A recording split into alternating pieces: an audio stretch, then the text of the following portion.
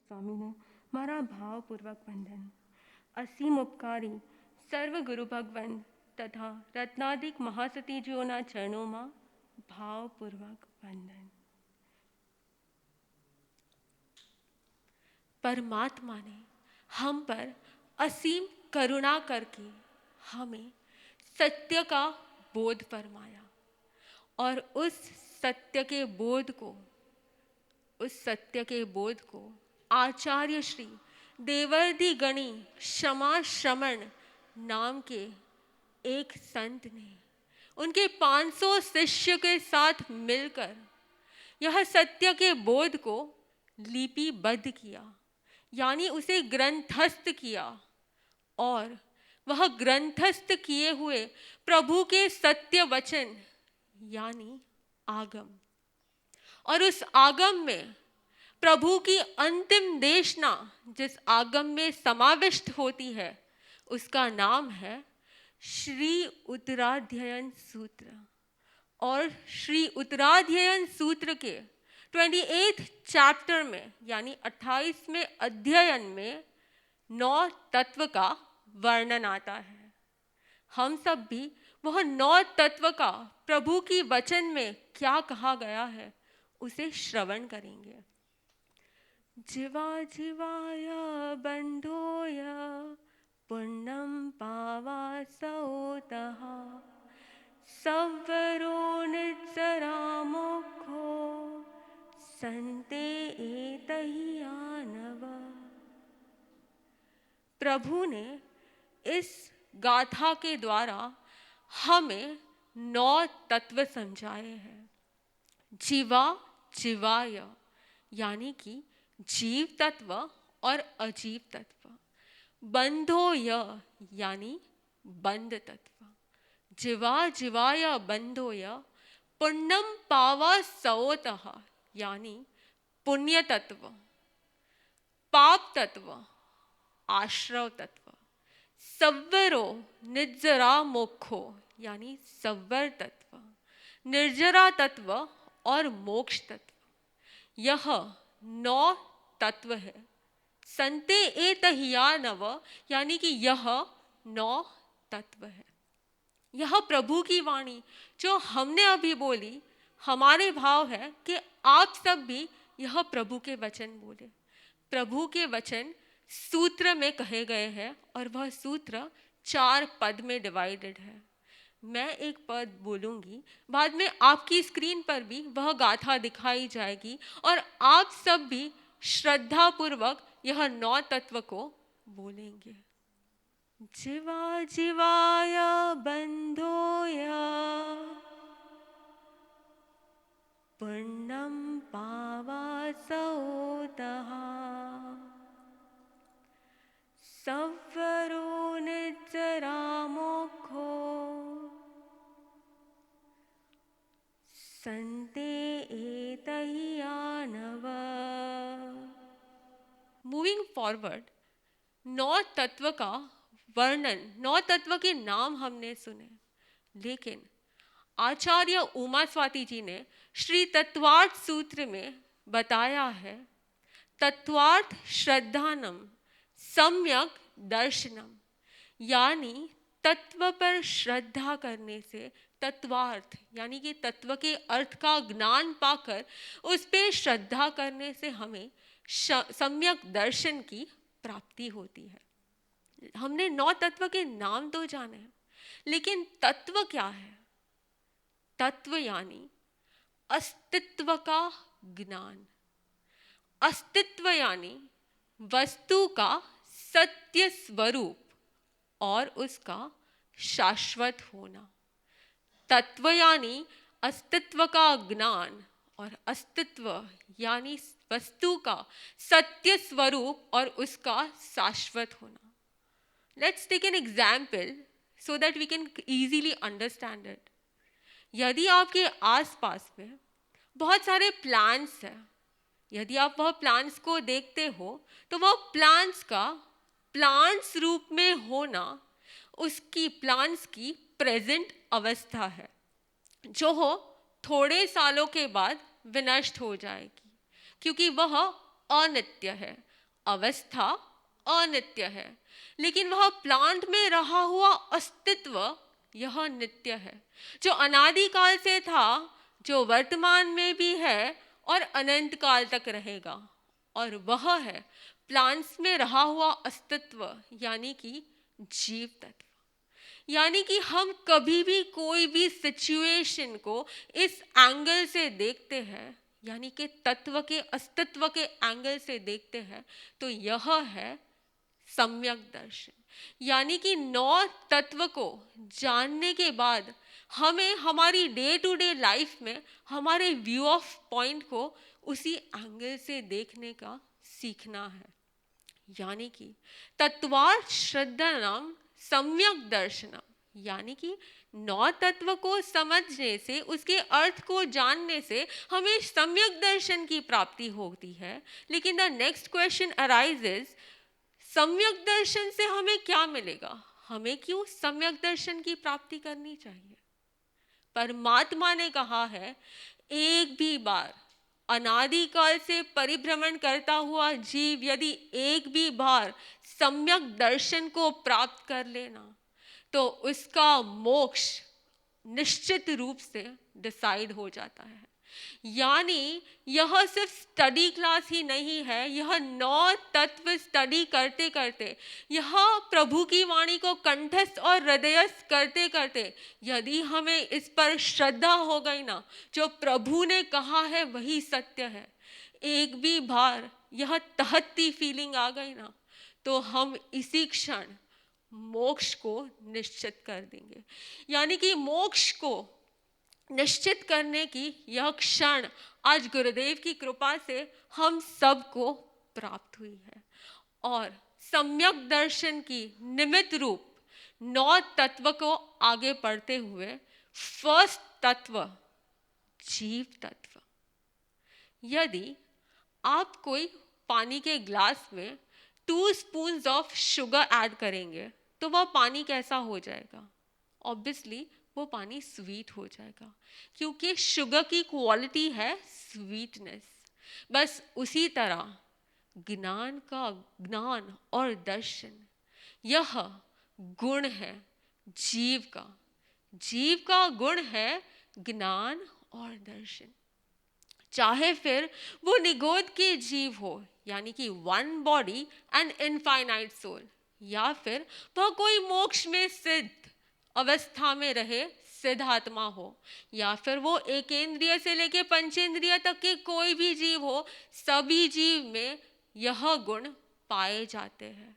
यानी कि आप यदि कोई छोटे से छोटे माइक्रो ऑर्गेनिज्म को ले लो, जिसको आप नेकेड आइज से देख भी नहीं सकते, उसे देखने के लिए आपको माइक्रोस्कोप का यूज करना पड़े, वह जीव में भी, वह छोटे से छोटे माइक्रो ऑर्गेनिज्म में भी ज्ञान और दर्शन गुण पाए जाते हैं। यानी कि जीव का गुण है ज्ञान और दर्शन। सेकेंड पॉइंट, जैसे शुगर की कैरेक्टरिस्टिक है उसकी वाइटनेस, उसका पाउडर फॉर्मेट में या उसका क्यूब फॉर्मेट में होना, बस उसी तरह जीव का लक्षण है उसकी चैतन्य शक्ति। चैतन्य स्वरूप के कारण, चैतन्य शक्ति के कारण ही जीव अपने मन योग, वचन योग और काय योग को प्रवर्तमान कर सकता है। यानी कि जीव का लक्षण है चैतन्य शक्ति। थर्ड पॉइंट, जीव के भेद।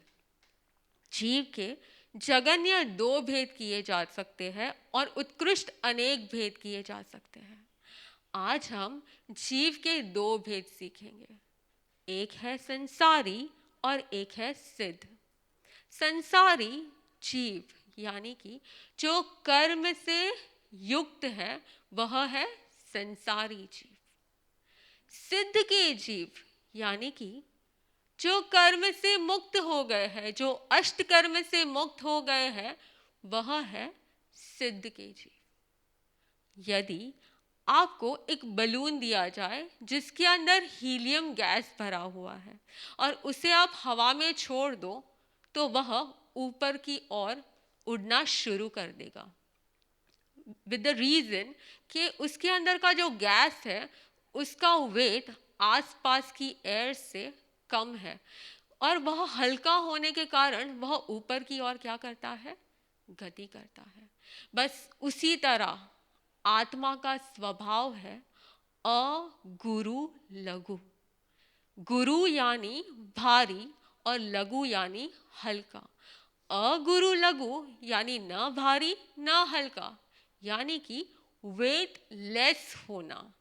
जब आत्मा अष्टकर्मों को क्षय कर देता है ना, तब वह वेटलेस नेचर को प्राप्त करने के कारण वह ऊर्ध्वगमन करता है।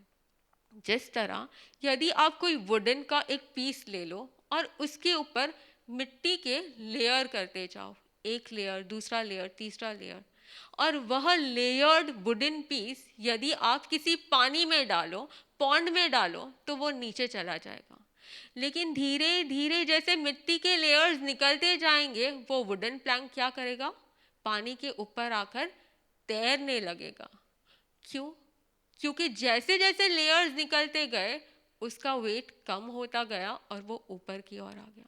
बस उसी तरह एक एक करके अष्ट कर्म जब आत्मा से डिस्ट्रॉय हो जाते हैं, तब एक ही समय में, यानी with in a fraction of second, उससे भी कम समय में आत्मा मध्य लोक से ऊर्ध्व लोक में यानी सिद्ध लोक में जाकर सिद्ध हो जाता है। एक समय यानी काल का छोटे से छोटा माप।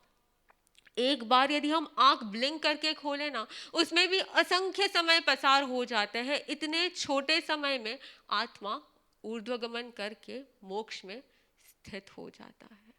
यानी कि सिद्ध के जीव का स्वभाव है अलघु गुरु, यानी वेटलेस होना। यानी संसारी और सिद्ध, हमने दो भेद सीखे। संसारी जीव के पुनः दो भेद किए जा सकते हैं, त्रस और स्थावर। त्रस यानी जो अपनी इच्छा से गमनागमन कर सके। त्रस नाम कर्म के उदय से उसे वह त्रस अवस्था मिलती है, और स्थावर नाम कर्म के उदय से जीव को स्थावर शरीर मिलता है, स्थावर अवस्था प्राप्त होती है। यानी कि जो अपनी इच्छा से गमनागमन नहीं कर सकता ना, वह स्थावर जीव है, जिसके बारे में हमने पहले भी पढ़ा। लेकिन जब भी हम स्थावर तत्व को समझे ना, तभी हमें चिंतन करना है उस एकेंद्रीय जीव को देख के। पेड़ पौधे मैक्सिमम वह पेड़ की लाइफ में, ट्री की लाइफ में 10,000 ईयर्स तक रह सकते हैं। यानी कि धूप हो, सर्दी हो, ठंडी हो, कोई भी मौसम हो, बारिश हो, वह एक ही एक स्थिति में 10,000 ईयर्स तक रह सकते हैं। तो यदि हमें इस लॉकडाउन पीरियड में थोड़ा समय मिला है स्थिर रहने का, समाधि भाव में रहने का, जिससे हम भी वैसे कर्म को नष्ट कर सके, लेकिन यदि हम समभाव में, स्थिरता के गुण में रहे, हमारे मन का कंट्रोल हम पे रहा, तो हम भी वैसे कर्म को क्षय कर पाएंगे। यानी कि जीव तत्व में हमने कितनी चीज सीखी? फर्स्ट, जीव का गुण यानी ज्ञान और दर्शन, लक्षण यानी चैतन्य शक्ति, जीव के भेद संसारी और सिद्ध, और संसारी के भेद में त्रस और स्थावर। यानी कि जीव के अस्तित्व का होना, जीव के अस्तित्व का स्वीकार करना, जीव के अस्तित्व पर श्रद्धा रखना, यह सम्यक दर्शन की प्राप्ति का कारण है। मूविंग फॉरवर्ड टू सेकेंड तत्व, अजीव तत्व, यानी जिसमें चैतन्य शक्ति का कंप्लीटली अभाव है, जो जड़ स्वरूप है, वह अजीव है, जिसके बारे में आपने कल भी पढ़ा। कल आपने जो 6 द्रव्य पढ़े, उसमें से 5 द्रव्य अजीव थे। धर्मास्तिकाय, अधर्मास्तिकाय, आकाशास्तिकाय, काल और पुद्गल, यह 5 द्रव्य अजीव है। लेकिन यह अजीव द्रव्य पर उसके अस्तित्व को जानना, उसके अस्तित्व का ज्ञान होना, यह अजीव तत्व है। जब भी हम अजीव तत्व के बारे में चिंतन करते हैं, हमें एक इंसिडेंस याद आ रहा है। थोड़े दिन पहले जब गुरुदेव के सानिध्य का लाभ प्राप्त हुआ, तब जब हम एक रास्ते से दूसरी ओर जा रहे थे, बीच में गेट था और हमारे हाथ में रहा हुआ पदार्थ वह गेट के साथ बैंग हुआ। जैसे ही गुरुदेव की दृष्टि पड़ी, गुरुदेव ने तुरंत ही बोला, आपसे यह कैसे हो सकता है? यदि आपसे यह पदार्थ की अचेतना हो गई है, आपको अभी के अभी इस पदार्थ की क्षमापना करके 56 वंदना करनी है और 56 वंदना करते करते असावधानी के प्रायश्चित भाव करने हैं। यानी कि चैतन्य के साथ तो हम चैतन्य की तरह व्यवहार कर सकते हैं, वो भी थोड़ा डिफिकल्ट है, लेकिन वो हम अभी भी करेंगे। लेकिन जड़ के साथ चैतन्य जैसा व्यवहार जो करे ना, वह संयमी है।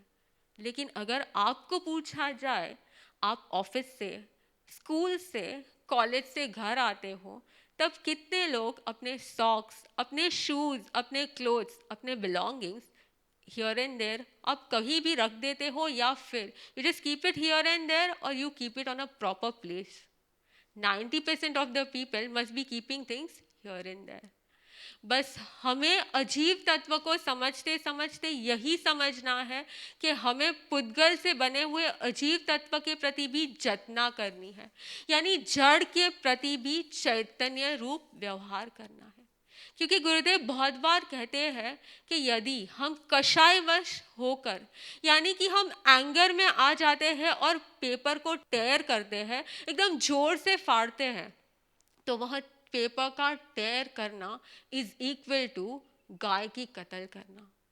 यानी कि गाय की कत्ल करने में जितना पाप लगता है ना, उतना ही पाप हमें एक पेपर को कषायवश होकर टेयर करने में लगता है। यानी कि हमें पल पल सावधान रहना है। और बस यह अजीब तत्व के बारे में हमने ऑलरेडी कल 5 द्रव्य के बारे में समझ लिया है। बस उस अस्तित्व पर श्रद्धा करनी, यानी सम्यक दर्शन को प्रकट करना है।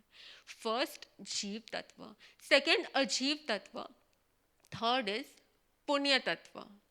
पुण्य यानी मन, वचन और काया का शुभ प्रवर्तन, जिससे अन्य को शाता और अनुकूलता मिले, जिसके बारे में भी हमने पहले समझ लिया है। और यह पुण्य के अस्तित्व को स्वीकार करना, पुण्य के अस्तित्व का ज्ञान होना, यह पुण्य तत्व है। आगे बढ़ते हुए पाप तत्व, यानी पाप यानी मन, वचन और काया के अशुभ प्रवर्तन होने से अन्य को दुख और पीड़ा की अनुभूति होनी, यह है पाप। और पाप के अस्तित्व का स्वीकार, यह है पाप तत्व। हम जब भी पाप तत्व को समझे, हमारे अंदर की सावधानी को बढ़ाना है। एक संयमी यदि चल रहा है और चलते चलते वह सावधान है, वह अलर्ट है और वह ईर्या समिति के पूर्वक चल रहा है। ईर्या समिति यानी कि हमें जब भी चलना है 3.5 फीट की दूरी पर नीचे देखकर चलना है, जिससे हम जतना कर सके, जिससे हम जीवों की विराधना से बच सके। यदि कोई संयमी जतनापूर्वक, सावधानी पूर्वक मन में समाधि रखकर चल रहा है, तो उस समय उसे आयुष्य बंध का, आयुष्य के कर्म का बंध हो रहा है, तो भी वह शुभ गति का पुण्य कर्म बंद करेगा। लेकिन हम चलते वक्त असावधान होते हैं, यदि हम चलते वक्त ध्यान नहीं रखते, तो उसी समय कोई नीचे आकर मर जाता है, कीड़ी मर जाती है, या फिर हम कार में जा रहे हैं, ड्राइविंग कर रहे हैं और कोई पंचेंद्रिय जीव की हिंसा हो जाती है, तो क्या होता है? तो पाप कर्म का बंध होता है। यानी हमको यह मनुष्य भाव मिला है, जब हम ज़्यादा से ज़्यादा पुण्य कर्म का बंद कर सके। उसी समय यदि हम सावधान न रहे, अलर्ट न रहे, तो हम पाप कर्म का भी बंद कर सकते हैं।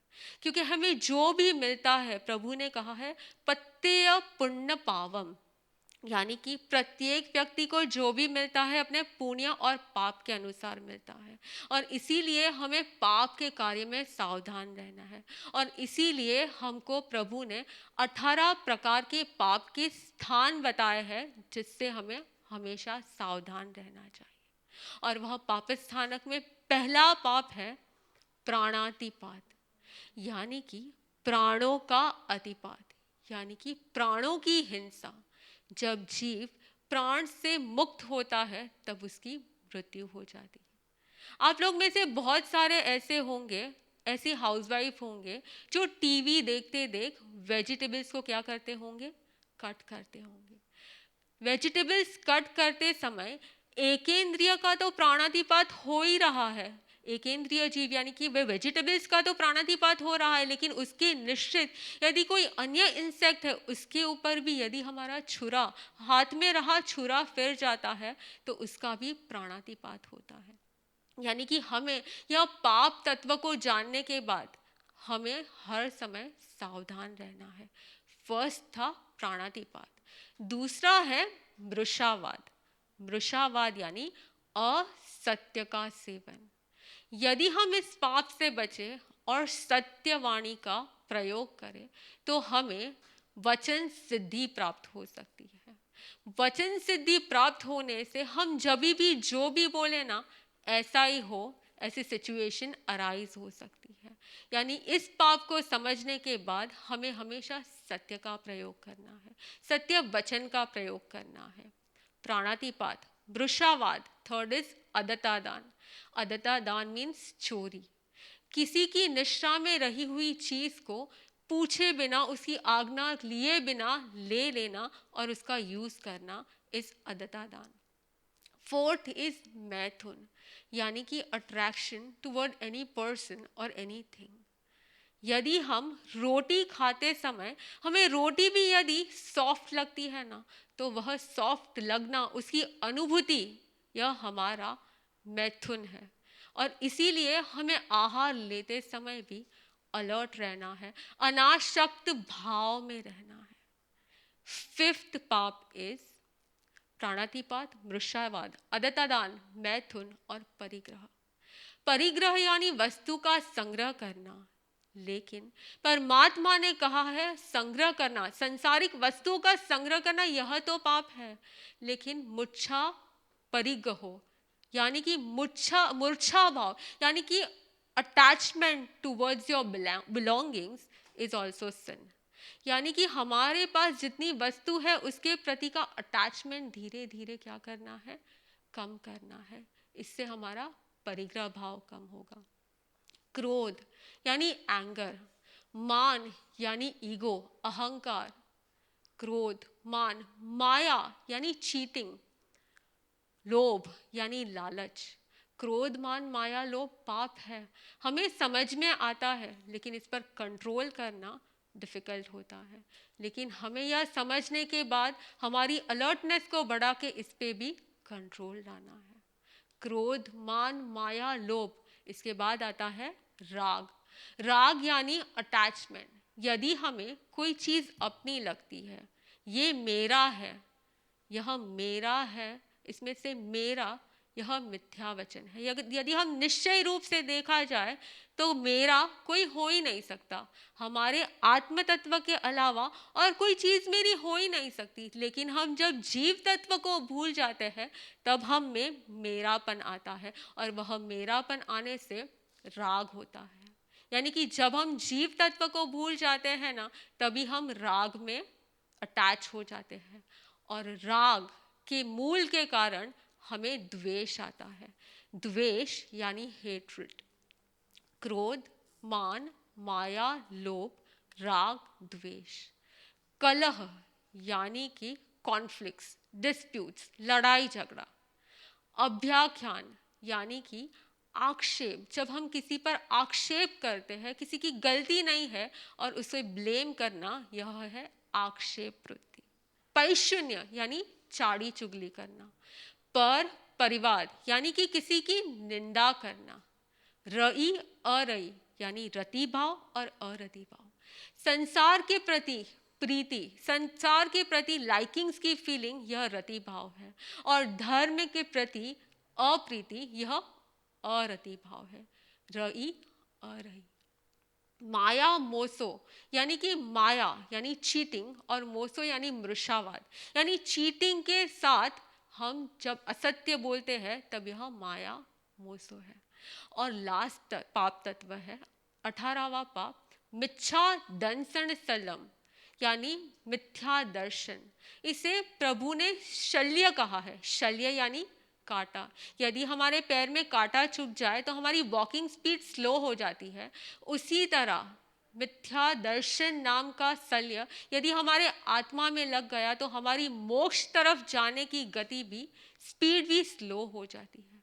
यदि हमें ऑलवेज मिथ्यात्व को छोड़कर, हमारी रॉन्ग आइडेंटिटी को छोड़कर हमें राइट आइडेंटिटी में रहना है, जिससे हम मोक्ष की ओर जल्दी से जल्दी आगे बढ़ सके। जीव, अजीव, पुण्य और पाप, यह पाप तत्व को समझने के बाद हमारे अंदर की पाप वृत्ति शून्य हो, हमारे अंदर की सावधानी बढ़े और हमारे अंदर पाप भीरुता आए ना, यही आज के दिन गुरुदेव के चरण में प्रार्थना। 9 में से 4 तत्व सुने। अब इसका इंग्लिश ट्रांसलेशन करने के लिए आ रहे हैं साधक में से, जिनके अभी दीक्षा नहीं हुई है, अभी संसार में है, लेकिन इस पथ पर आगे बढ़ने का प्रयत्न कर रहे हैं। वैसे श्रेम दीदी। परम गुरुदेव के चरणों में भावपूर्वक वंदन। 900 years after, Bhagwan Mahavir attained liberation. The preachings of Bhagwan Mahavir were documented by Acharya Sri Devartigani Shramashraman, and these preachings were called Agams. The last Deshna of Bhagwan Mahavir, that is, the last discourse of Bhagwan Mahavir before he attained salvation, was Sri Utradhyan Sutra. The 20th Adhyan, that is, the 20th chapter of Sri Utradhyan Sutra, describes about the Nau Tattva, that is, the 9 fundamentals. These are Jeev, that is the soul, Ajeev, that is the non-soul, Punya, that is the acts through which we bind good karmas, Pap, that is sinful activities which impurifies our soul, Ashrav, which means influx of bad karmas on our soul, Samvar, Samvar means our Purushat to stop the influx of karmas, Bandh, which means bondage of karmas to our soul, Nirjara, which means shedding off, that is eradicating of karmas from our soul, and Moksha, annihilation of all the 8 karmas and liberation from the cycle of birth and death. We always wonder, we are always curious to know, after learning a subject, how that subject is going to benefit us. Knowing the 9 tattvas and having faith in 9 tattvas brings us samyak darshan, that is, we attain right vision. It is said that since innumerable times, since infinite times, our soul has changed innumerable bodies. And after changing innumerable bodies, even in one life, even once, if we attain samyak darshan, that is right vision, we have booked our seat in siddhatva, that is moksha. So, it is very important to understand the 9 tattvas. The first fundamental is the Jeev tattva, that is the soul, the conscious being. For an example, suppose if you add 2 spoonfuls of sugar in a glass of water, what shall happen? The water shall turn sweet. Why? Because sugar has the nature of sweetness. Similarly, the innate quality of our soul is Gnan and Darshan, that is, right knowledge and vision.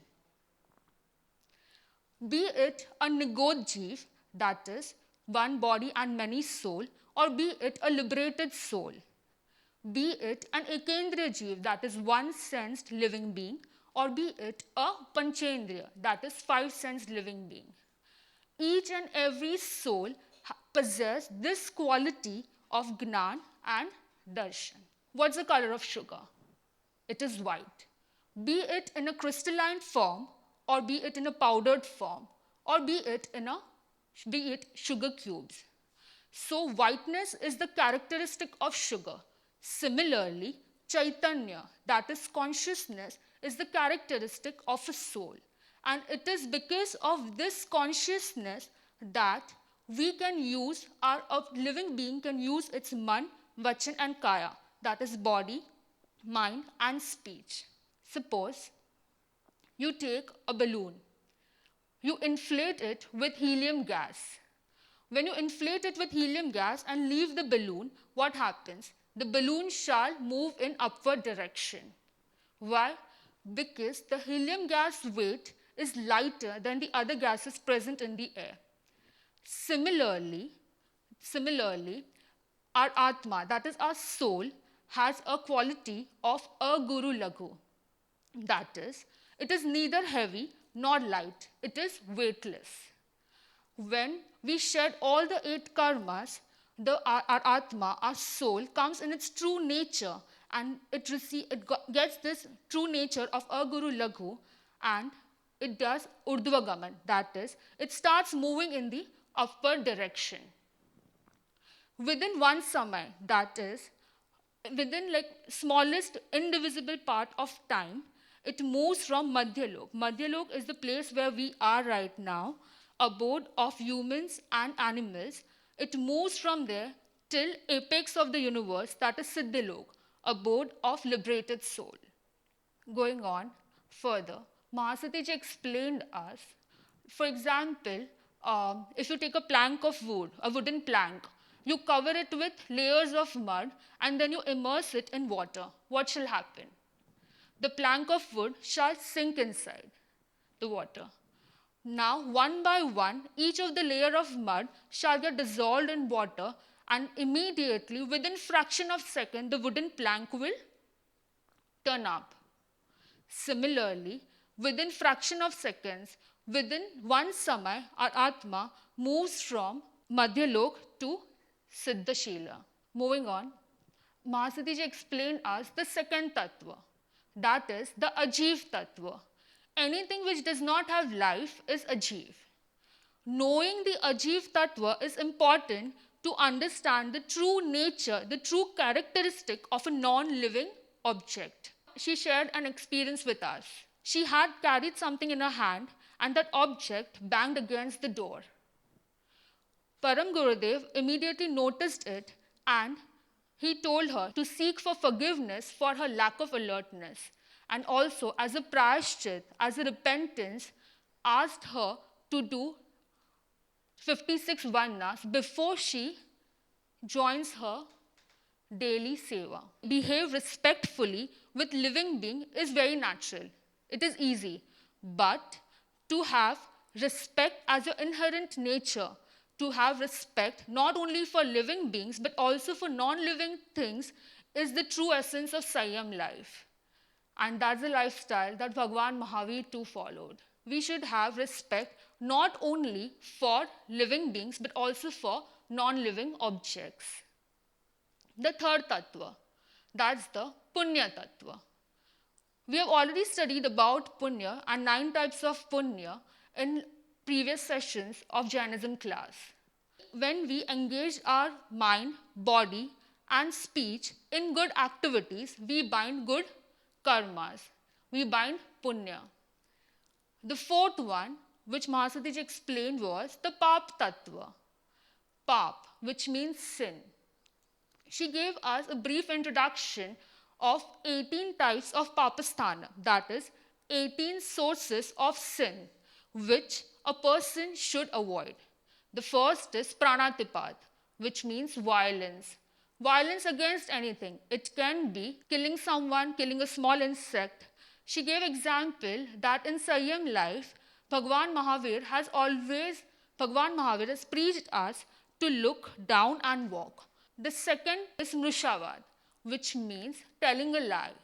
So first is Pranatipat, Mrushavad, Adattadan, which means stealing. Taking something from someone, from the owner, without seeking his or her permission. That is Adattadan. It might be if you are in a school and if you just take a pen from your friend without informing him, even that is Adattadan. Maithun, getting attracted to any person or thing. Parigraha. Parigraha is possessiveness. Possessiveness for your own things. Krodh, getting angry. Man, egoistic, being egoistic. Maya, deceiving someone. Lobh, that is greediness. Rag, attachment.